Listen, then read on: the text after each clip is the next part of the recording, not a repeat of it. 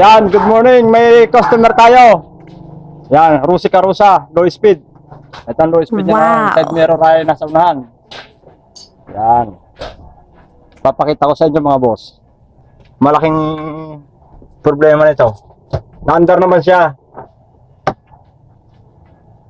Yan o. Ito natin.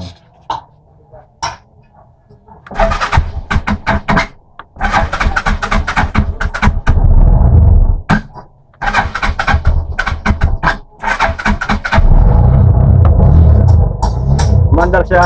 Ano? Ang problema, pag pinatay natin ang susi, yan, hindi na mamatay ang makina. Tuloy-tuloy yung andar niya. Ayan o, patay ng panel board niya. Hanapin natin ang sakit nito. Pero may natuklasan ako. Pag pinindot mo yung busina, namamatayan o. Oh. Ulit. Ulit. Yan. Okay, start.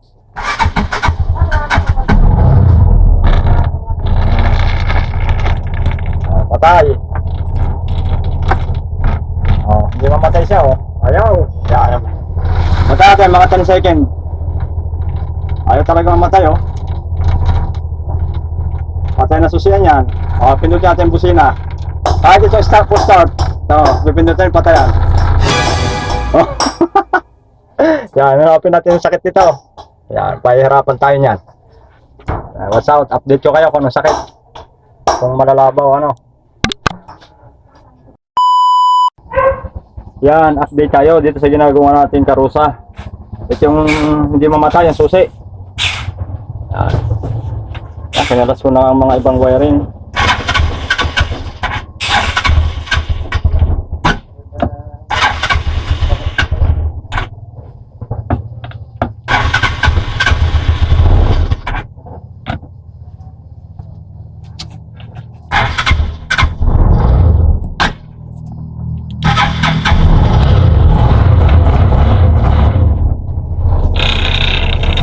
Ganun pa rin siya.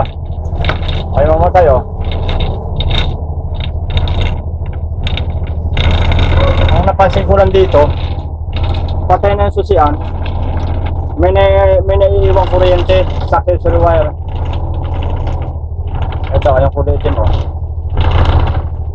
Yung kulay itim. Tingnan nyo mga boss oh. May 6 volt pa, 6.2. So, patay na yung susian natin, patay na ho siya. Yun ang naging problema. Tingnan natin dito sa fuse box niya ay meron din, ganun din. Kaya ang hinala ko dito, may sabit ng wiring ito.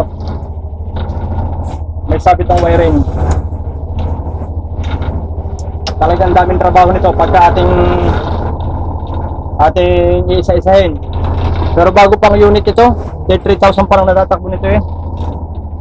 Ay, palit na rin sa ng battery bago. Ang pinagtataka ko, napakahina ng charging niya, no? 12.8 lang. Mababa. Yung parang yung sa akin naka-minor, na 14 volts na yun. Ano, 12.8 lang, oh. Bago pang battery niyan. Kaya may hinala ko, baka ang stator ito pasunod na. Oh. Yan, buhay. Patay na yan. Ang magiging patay na lang yan, ito, solusyon dyan. Yung switch ng busina, pag pinindot, patay na yan. Yan o. Pag pinindot yung switch ng busina, patay na. Kasi nag-iwan niya siya ng 5 volts yung kulay itim. Ngayon po pagka i-switch natin siya, papuntang busina, namamatay na. Yan ang maging solusyon dyan. Pansamantala. Patay susi. Pindot busina, patay. Yan. Kesa patayin sa cambio. Siya pinapatay sa cambio ang patayan ito eh. Yun muna naging solusyon dyan. Kasi hindi natin matatrabaho pa yun yung buong wiring nito. Kasi yung hirap nito, ang daming kalasin. Kakalasin natin yung flooring na yan. Yun ang muna ang pinakang solusyon dyan.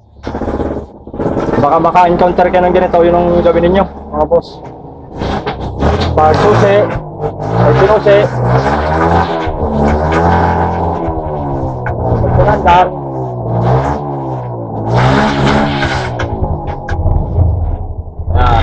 andar. Pag pinatay susi, hindi pa rin mamatay. Pindot nyo yung busina. Oh, patay na. Yun na. Okay na yan.